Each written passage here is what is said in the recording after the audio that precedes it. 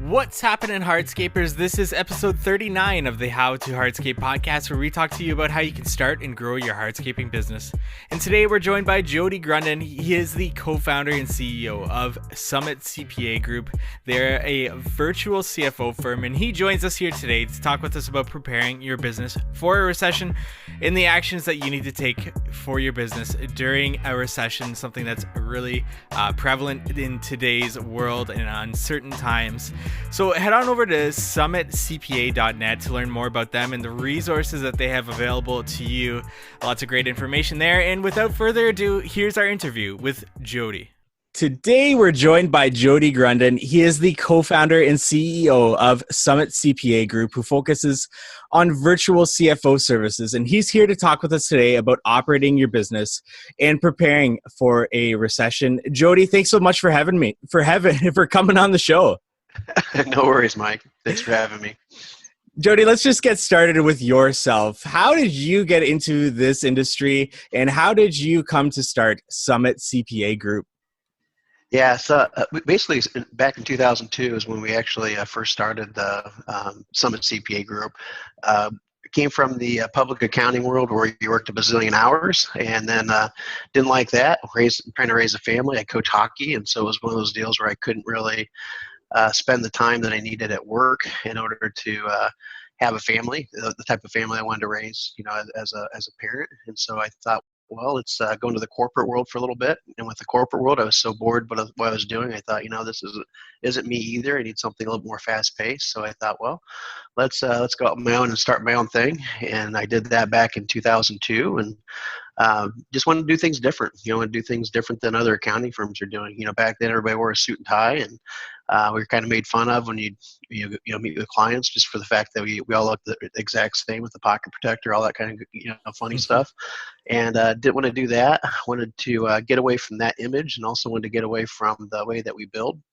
Back then we billed by the hour, and I just felt that was kind of an archaic way of doing it, and wanted to do something more on a flat fee basis. So we implemented flat fee accounting services back in 2002. And at that time, it was pretty much ridiculed because nobody thought you could do it. They thought, yeah, this isn't going to work. You're going to go out of business. And we almost did.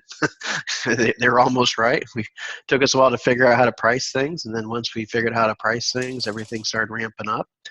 And then in about 2000, I'd say about 2007, 2008, when we started truly offering virtual CFO services. And that's where clients really got a lot of bang for their buck, because we started sitting down with clients and really helping them run their business, versus just doing a tax return at the end of the year. Met with them on a weekly basis, sometimes monthly basis, and went through, hey, what's it gonna, how am I doing? What if I hired another crew? What if I hired another employee? Whatever that situation might be, how's that going to impact, not only my bottom line, what taxes are going to look like at the end of the year, but it was more, what's my profit going to look like? How am I going to build cash? And then we started building some metrics around that, kind of teaching people, hey, here's how much cash you have in the bank. Here's what your profit margin should be. Here's, basically here's how to financially run your business, not getting out and actually doing the job, but to financially manage the business.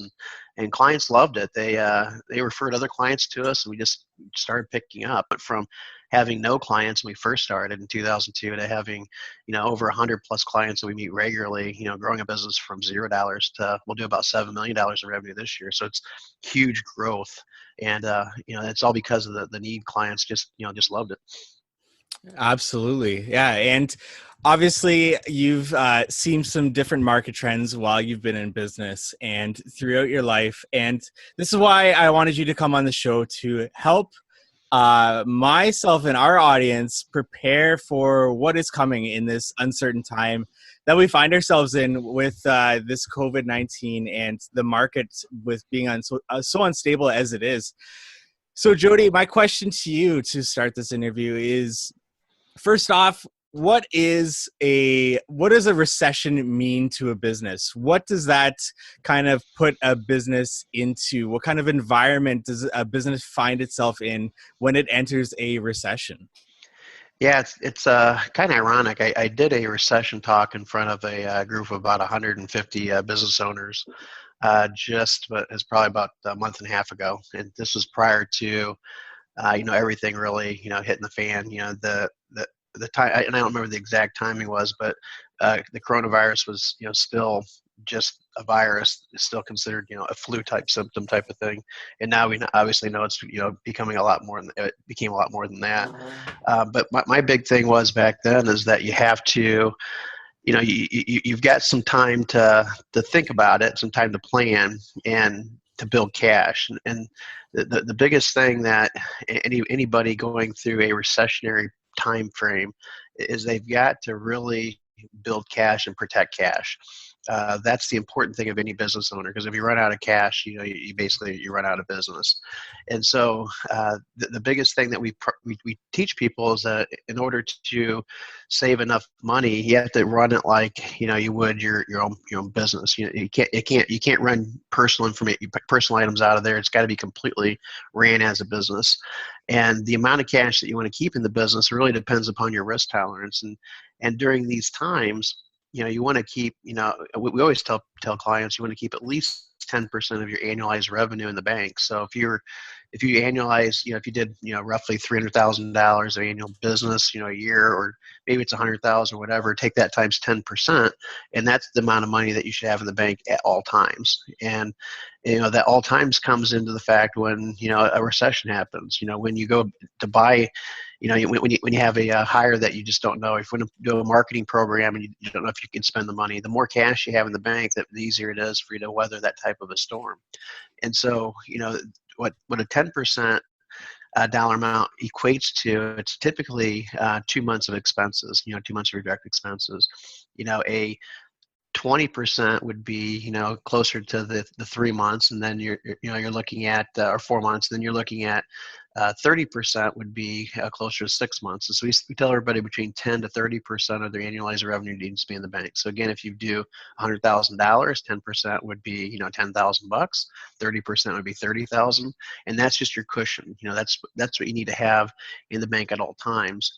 And then on top of that, you don't forget about Uncle Sam, because you've got to pay Uncle Sam when it comes to. We say in addition to that, you need to build to about 40% of your net income. So whatever that bottom line net income is, when you're looking at your financials, that's the amount that you need to have set aside for taxes. And you're paying that on a quarterly basis. And with the taxes, you're setting it aside. You're using those funds to pay on a quarterly basis. We even recommend having a separate account for the tax account. Just slide money aside. Every single period.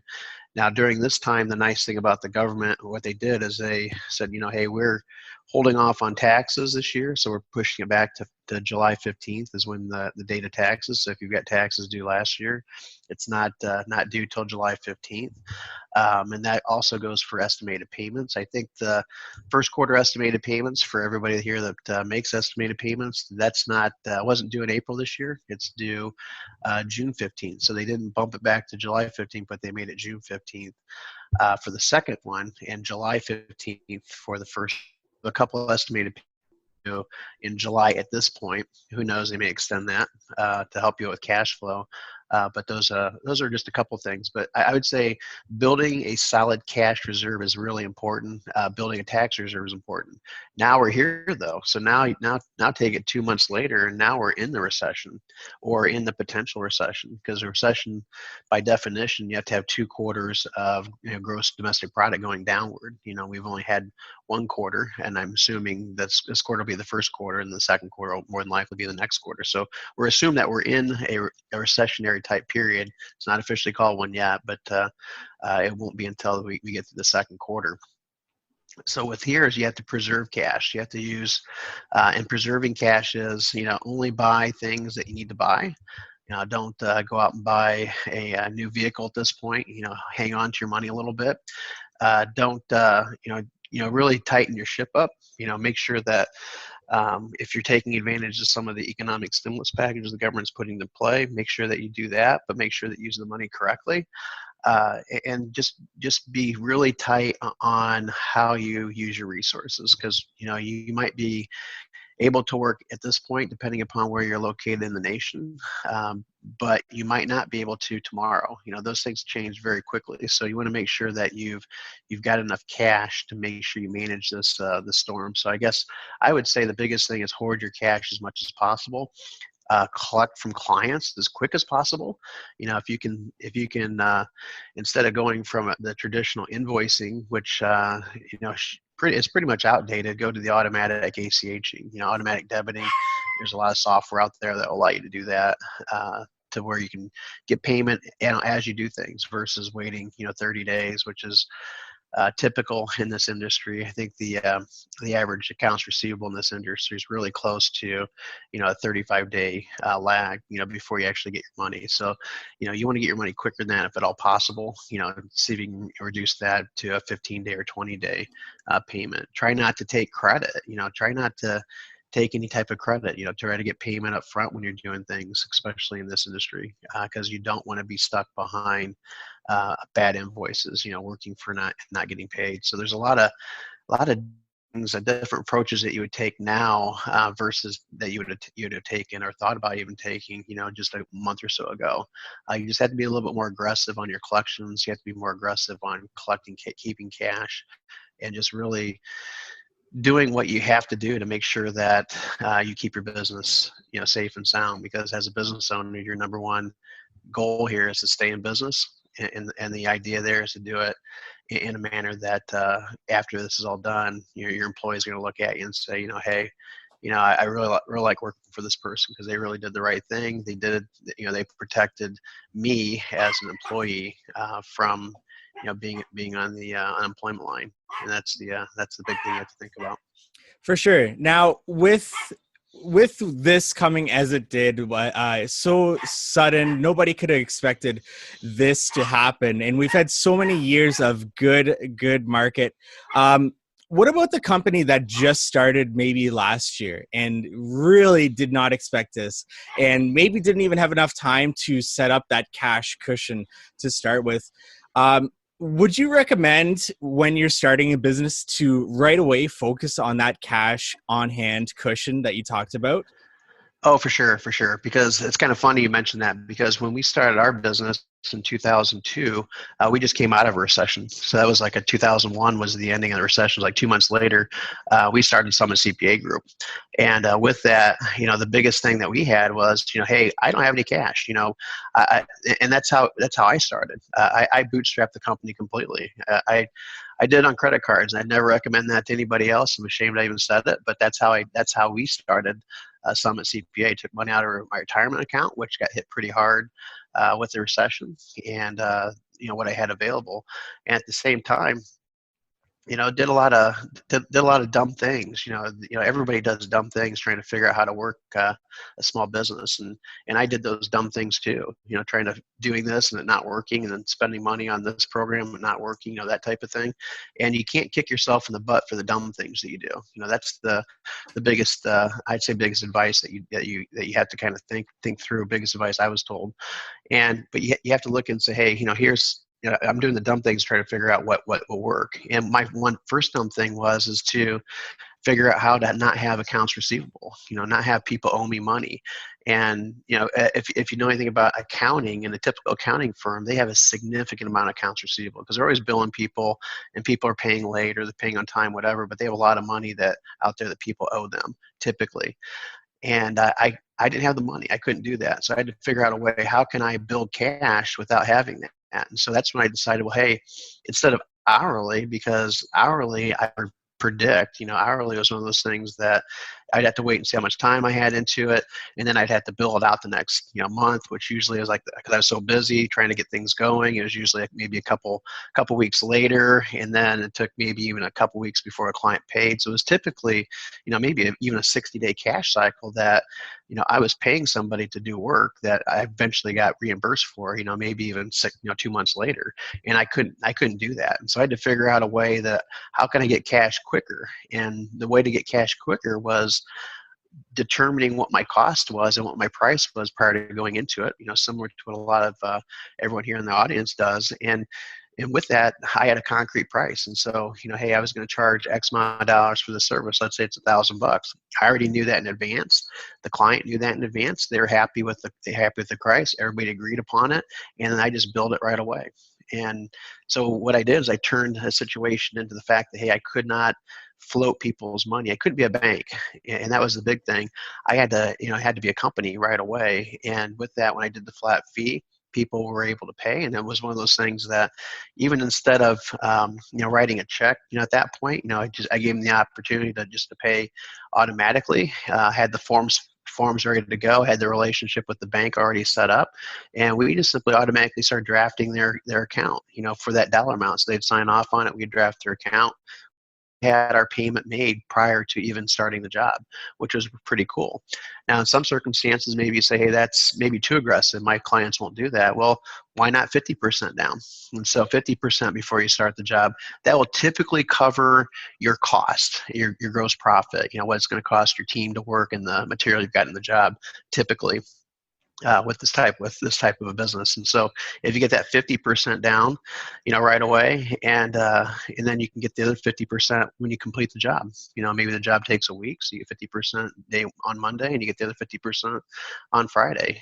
Have it set up automatically so that once they sign off on it, you zap their account, or in some cases you do a check. And so going through a recession like this, I looked at it as an opportunity to try to innovate a little bit, do things a little different, shake things up. Just because things aren't done that way in this industry the most of the time, well, why does that make a difference? They weren't done that way in the accounting industry either, and we made a huge difference there. Now, with the accounting industry, that's grown significantly in the fact that a lot of times you'll see a lot of companies have gone away from the hourly billing and have done the flat fee, done the value base, and they've kind of changed over time.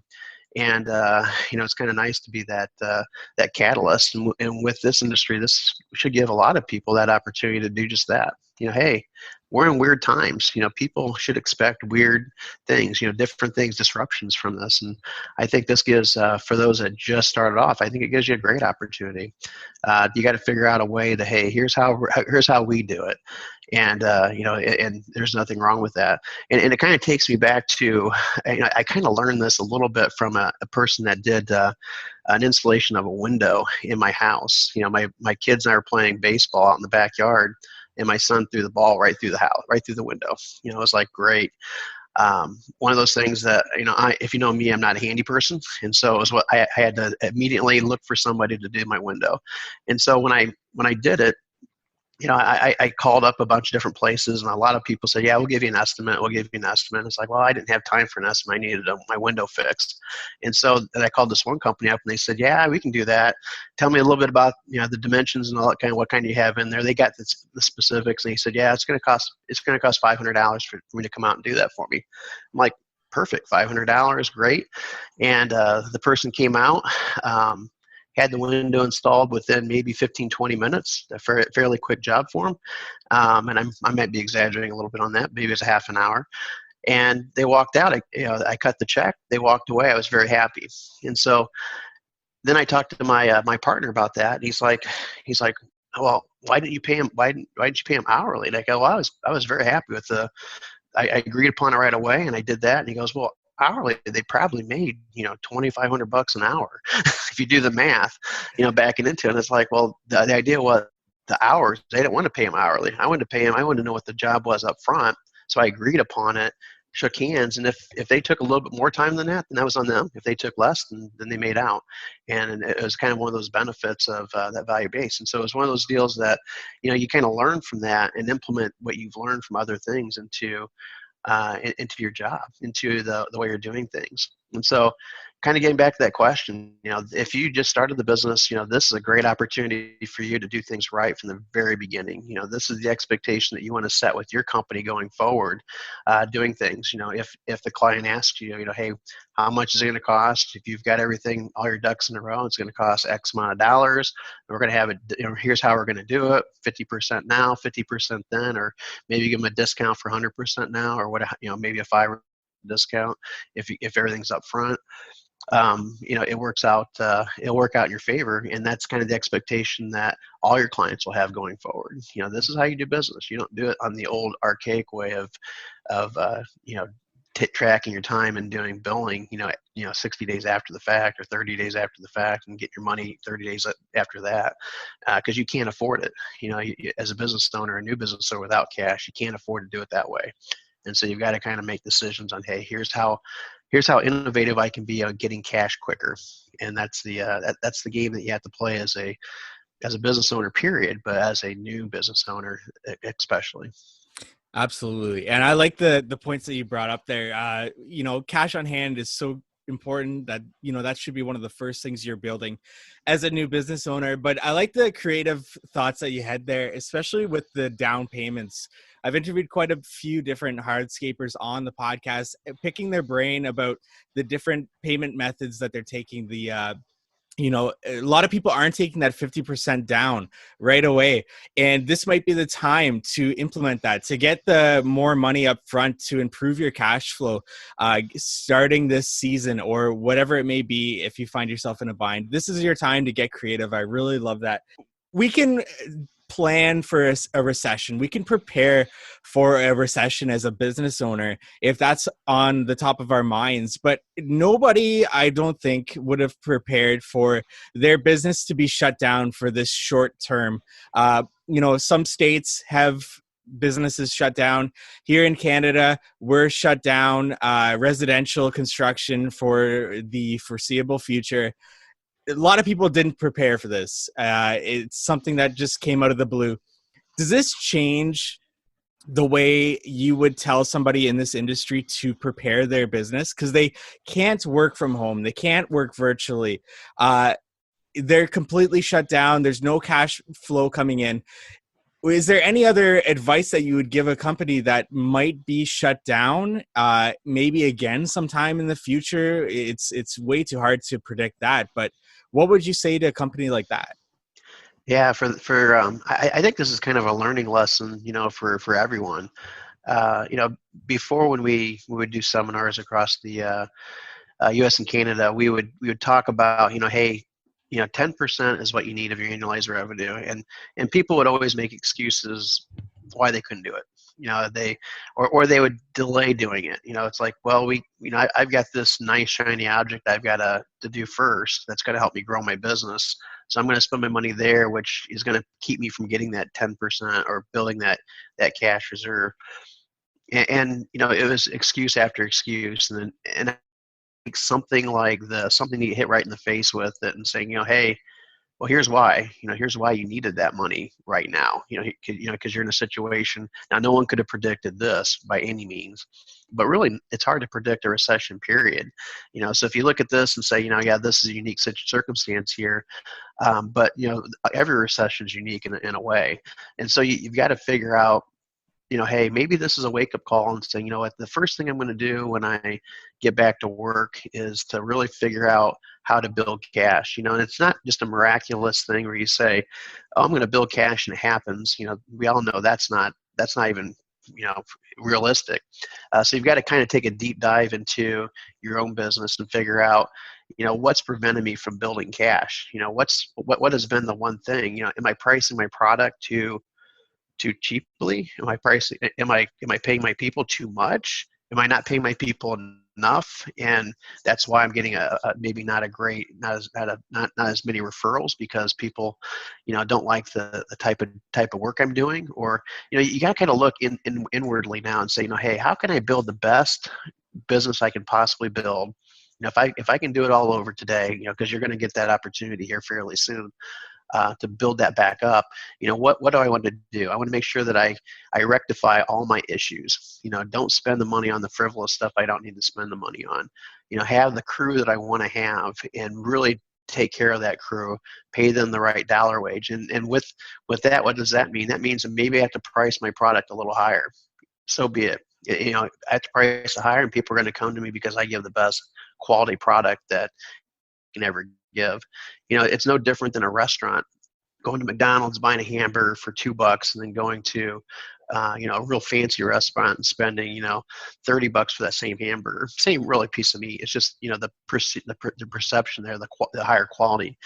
Where do I want to be in that mold? Do I want to be the best? The highest quality? Do I want to be the lower quality and just get the job done? Well, those are the type of things you kind of have to really analyze, kind of do a self-reflection, because that's going to help you determine how to build that cash. If it's where I'm going to go ahead and pay my people high, well, then I'm going to have to increase my price to be able to keep that margin so that I can build the cash. I can't charge them the same price and increase everybody's pay to get the best people on my crew.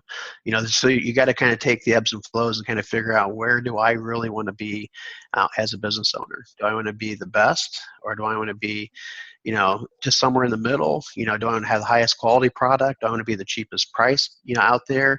There's always there's gonna be that give and take, you have to kind of decide that, but the end goal should always be around building that cash, not zapping all the money out of your company and buying something really cool to show your friends at the end of the day. It's building that cash first.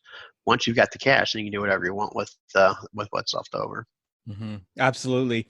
I like that you brought up, this is the time that you can really narrow down the focus of your business to say this is the business that you want to become, and, refine that identity during this time, during a recession, to really understand your business more. And as a CFO, say you have a business in this industry and you find yourself stretched too thin during this time. What do you do? Like, say you're a business with assets, with equipment, with multiple crews, but you find yourself with minimal cash reserve and you don't know how long this is going to last. What do you look at from that point to decide where you take your business from here?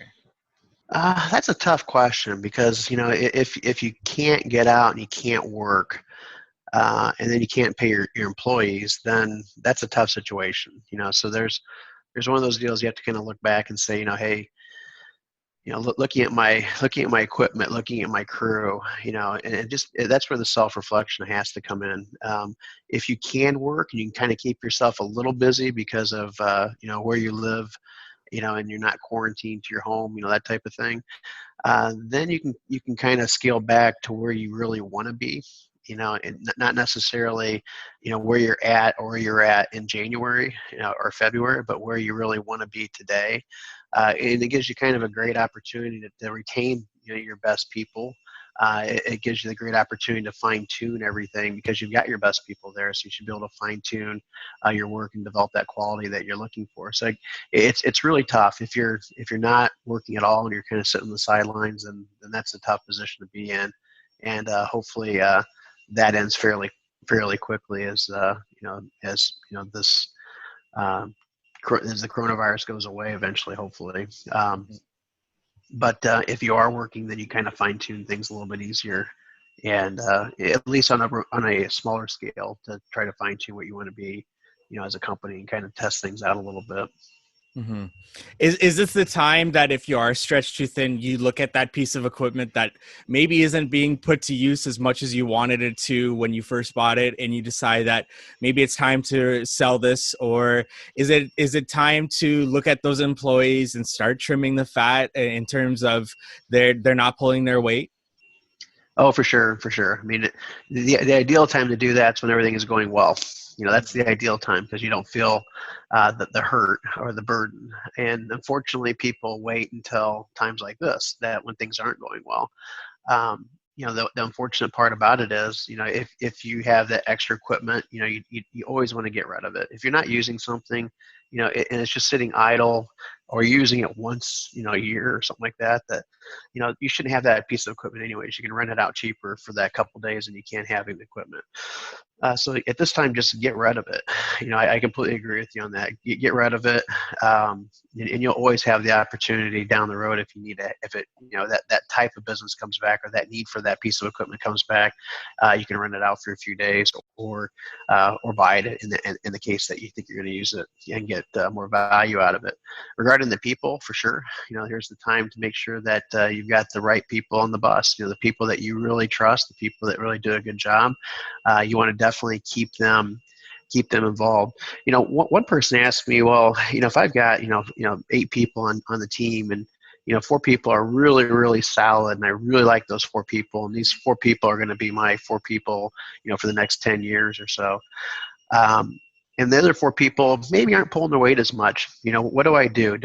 But I really want them, because I don't want to, when this comes around, maybe next week, maybe a month, maybe 2 months, whatever happens, I'm going to need those people right away. What do I do? Do I cut everybody's salary back a little bit? Maybe cut everybody's salary 25%, keep everyone, or do I let some people go? And that's one of those tough decisions that you have to make as a business owner. What do I do in this circumstance? I always tell people to let people go, and it might be tough. Might be a tough decision to make, but what happens is when you start lowering everybody's salaries, the people that you want to keep, they can find a job somewhere else, and they eventually do. And the people that you didn't really care to keep, they typically can't find a job, so they're going to stay with you. So when everything comes out in the end, you're going to end up with the 4 people that you really didn't want, and the 4 people that are your best people are going to have jobs working for somebody else. And so it's really important to protect your people that you really, really, really count on. The people that are your best team members. Mm-hmm. If it's a short time thing where it's only maybe a couple weeks or something like that, well, that's a little different. But if it's going to be a long-term thing, maybe it's a month or so, that may not be a solid plan to just lower everybody's salaries for a little bit and hope for the best. So I would definitely protect the people that are your main team members for sure. I love that advice, especially in this industry. It's so hard to find good labor these days. And if you are going to be losing your best person just because you wanted to keep everybody, that would be a major, major hit to your business.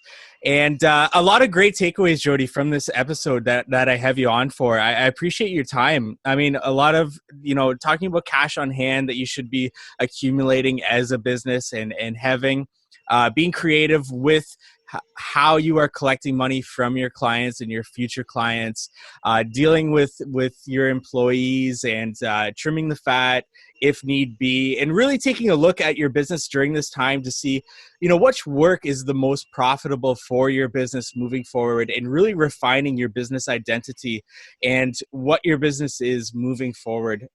Lots of great takeaways, Jody. Is there anything else that you'd want to leave our audience with in terms of preparing for a recession or operating your business during a recession that we might find ourselves moving forward? Yeah, Mike, those are all great points, and I hope everybody can at least get something out of what we had talked about today.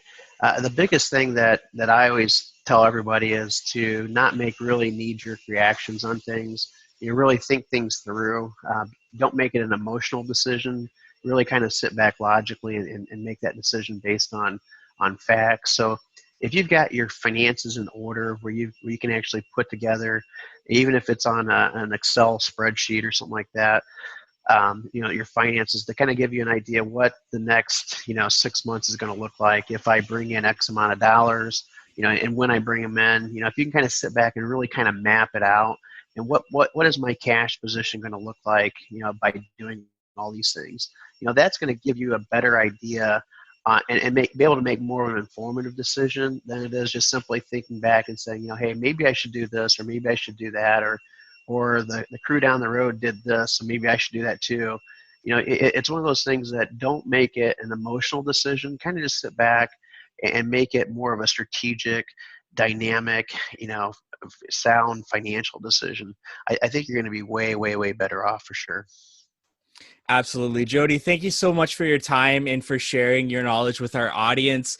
Let us know a little bit more about your business and anything else that you want to leave our audience with in terms of, I know you've got a book out. I know you've got a book coming up. Let our audience know a little bit about that. Yeah, sure. Yeah, I've got a book that I put out. It's probably about 2 years ago, 2 years ago. It's called Digital Dollars and Cents. You can buy it really anywhere. And I've got another one coming out teaching CPA firms how to do what we do. So it's more of more geared towards the CPA firms, how to run a distributed CPA firm, meaning completely virtual, because we don't have a brick and mortar office. Our team's spread throughout North America for the most part, and with that, we've been running it very successful. So being home is not a big thing for us. It's kind of funny because we've been home since 2013. So we've got about 50 plus team members that have worked out of our office. So that's kind of a funny thing. But if you ever want to look us up, just I'd go to the internet and type in www.summitcpa.net, summitcpa.net, and we got a lot of good information on there and what we talked about today, and we have we blog about every day, so it kind of you can definitely subscribe to some of our blogs, and hopefully that will help you run your business and hopefully get through this mess that we're in right now. Thank you for listening to today's podcast episode. Visit us at howtohardscape.com for more information on this subject and more financial information that we'll be sharing with you throughout the weeks there. And visit summitcpa.net.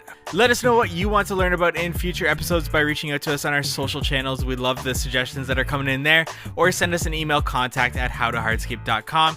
We'd love it if you would subscribe to the podcast, leave us a rating and review. It really helps us get this podcast out there and to get more guests on the show. Thank you to everyone who have already done so, and we look forward to meeting with you next week on the How to Hardscape podcast.